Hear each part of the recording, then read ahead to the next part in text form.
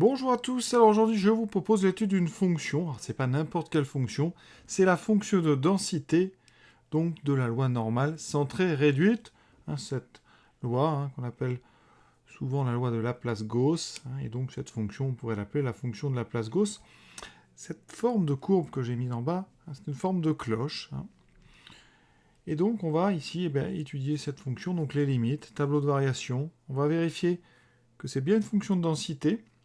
Et je vous montrerai aussi que son écart type, ici, on va vous le montrer, on va vérifier sur GeoGebra, que l'écart type vaut bien 1. Donc on est parti, première question, donc les limites. Première chose, bon, je ne l'ai pas dit tout de suite, mais cette fonction elle est définie sur R, bien sûr. On peut calculer, vous voyez, pour n'importe quel x, la valeur de f de x. Et ensuite, elle est continue. Pourquoi ? Vous mettez une fonction polynôme à l'intérieur d'un exponentiel, donc ça c'est continu. On multiplie par une constante, ça reste continu. Donc f est donc définie, continue. Et vous voyez bien qu'aussi on va pouvoir la dériver sans aucun problème. Donc elle est définie, continue et dérivable sur R. Ensuite, les limites. Alors, quand on regarde le graphique, on a ici la présence visuelle, ici donc de deux asymptotes. Alors, il n'y en a qu'une seule, mais une asymptote donc en plus infini, une seule et une en moins l'infini. C'est l'axe horizontal. Donc, asymptote, donc horizontal. En plus l'infini et en moins l'infini. Donc, il semble que les limites, ça fasse 0. On va vérifier ça tout de suite.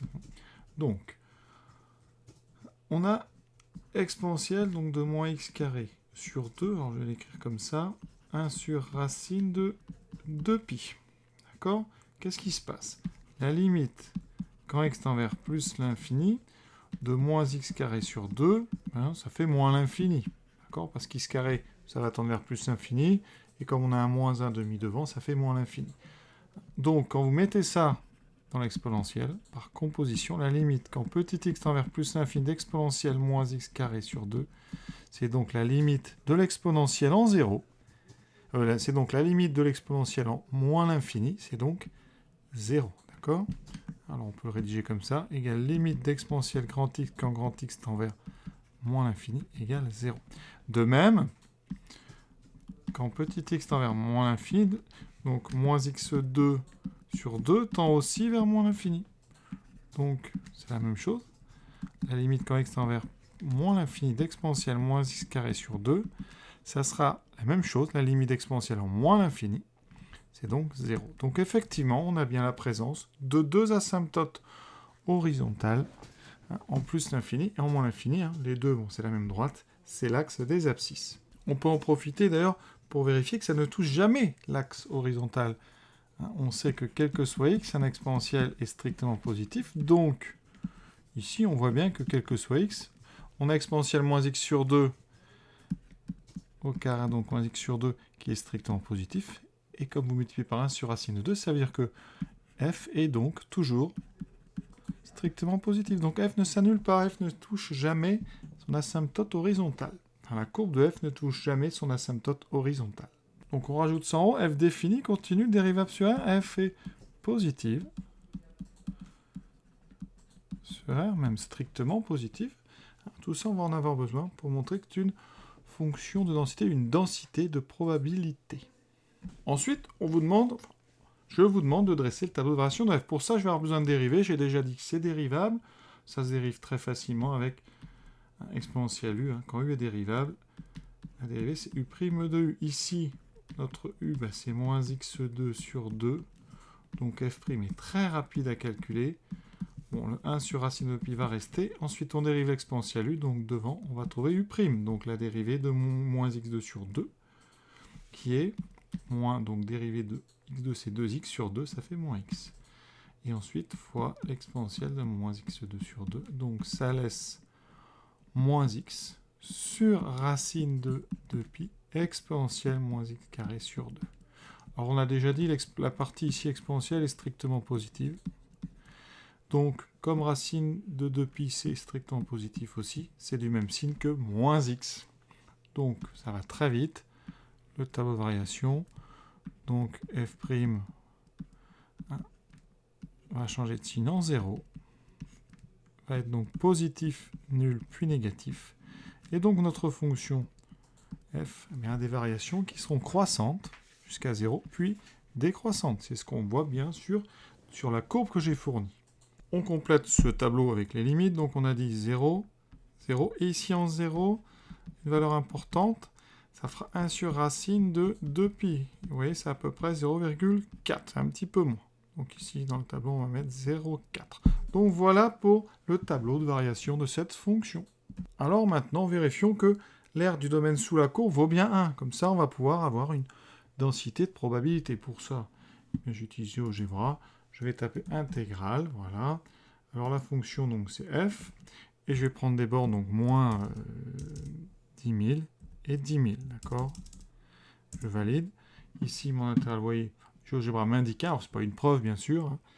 Mais voilà, on ne peut pas nous calculer l'intégrale comme ça en terminale, c'est pas possible. Donc, on va se contenter de vérifier ça. Et question donc suivante, évidente, en déduire que c'est une densité de probabilité sur R, donc une DDP sur R, eh bien, il y a les trois qualités. F est positive, elle est continue, son intégrale sur le support, donc R vaut 1, donc rien de plus à dire, c'est une densité de probabilité. On va donc pouvoir faire des calculs de probabilité avec ça. Et là, donc ici, on va à chaque fois, on utilisera une variable aléatoire x, qui suivra donc la loi de densité, donc ici f. Et bien cette loi de densité f, elle a un nom. Hein. Elle s'appellera la loi normale, ici 0,1. D'accord? La loi normale, centrée, réduite. Alors centrée, parce que je vais vous montrer que son espérance est 0. D'ailleurs, on voit bien qu'elle est centrée par rapport à l'axe vertical, donc ça c'est un indice. Et réduite parce que son écart type vaut 1. Donc ça, on va le regarder sur GeoGebra parce que c'est pareil, c'est des calculs d'intégrale trop compliqués pour nous en terminale. Donc on va juste le vérifier. Alors comment est-ce qu'on calcule d'abord une espérance? Si on devait faire le calcul, eh bien l'espérance donc de notre x, ça serait l'intégrale de moins l'infini à plus l'infini de x, f de x dx. Donc ici, on aurait intégré donc la fonction, alors donc x sur racine de 2pi exponentielle moins x carré sur 2. Alors, comme j'ai déjà dit, ce calcul, on va le couper en deux. Je vais d'abord calculer l'intégrale de 0 à a de x sur racine de 2pi exponentielle moins x carré sur 2 dx. Vous allez voir. Alors c'est faisable quand même parce qu'une primitive, on peut en trouver une parce qu'on a ce x ici. Et donc une primitive, c'est... Il y a un moins qui va venir, mais c'est ceci. Vous pouvez vérifier. Si vous dérivez cette fonction, vous trouvez bien ça, parce qu'on a vu tout à l'heure, quand on dérive exponentielle moins x carré sur 2, on a un moins x qui sort. Donc quand je remplace ici par a, ça fait donc moins 1 sur racine de 2pi exponentielle de moins 1 carré sur 2 moins 1 sur, donc plus 1 sur racine de 2pi exponentielle 0, donc ça fait 1. Voilà. Ça, quand a tend vers plus l'infini, eh bien ça tend vers 1 sur racine de 2pi. Et on va faire ensuite, je calcule l'intégrale de b à 0 de x sur racine de 2pi exponentielle moins x carré sur 2 dx. La primitive, ben c'est la même, donc le calcul va être très rapide. Alors j'ai mis un A, mais c'est un 0 ici, voilà. Ensuite, je calcule, donc je remplace par 0, ça me fait moins 1 sur racine de 2pi, plus 1 sur racine de 2pi, exponentielle, moins b carré sur 2. Et je vais tendre b vers, cette fois-ci, moins l'infini. Et je trouve moins 1 sur racine de 2pi. Évidemment, c'est l'opposé de ça. Par symétrie, on comprend bien ce qui va se passer. Donc ici, mais qu'est-ce que je viens de démontrer? Eh bien, vous venez de montrer que l'intégrale de 0 à plus l'infini de x, f de x dx, c'était 1 sur racine de 2pi.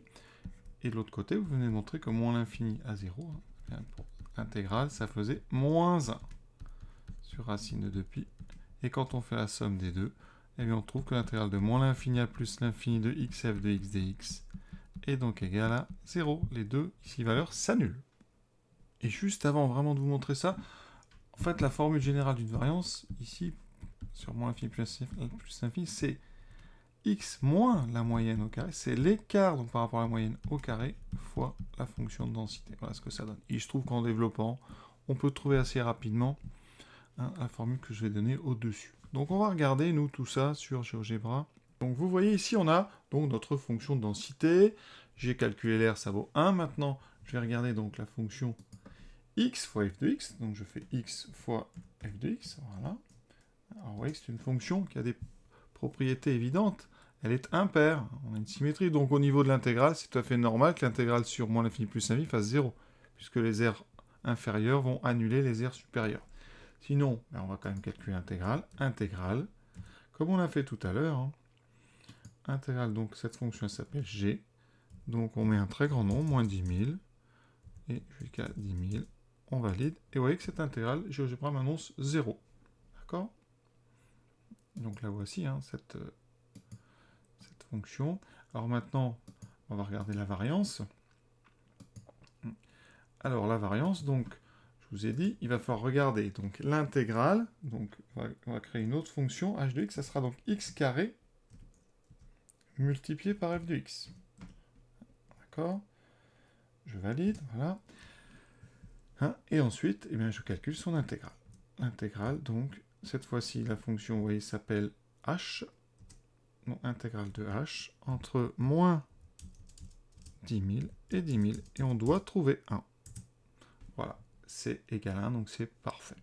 Et d'ailleurs, puisque cette intégrale vaut, on pourrait même créer, en fait, une densité de probabilité avec cette fonction. Hein. On pourrait vraiment établir comme ça des probabilités avec donc, notre x carré fois notre fonction de Laplace-Gauss.